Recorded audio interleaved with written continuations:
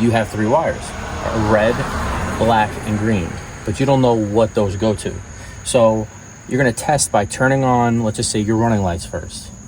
Take this electrical testing device and you're gonna have to ground it to your frame of your truck. Now for your running lights, it's not the green. It is your black. So now you have power. So now I'm gonna go turn my left turning signal on. All right, so I just engaged my left turning signal. We already know the black, see, it's not working anymore. That is the running lights. Is it the red or is it, see how it's flashing? Okay, it's sending power there right now. So your red wire is your left turning lamps, which leaves this to be your reverse lights.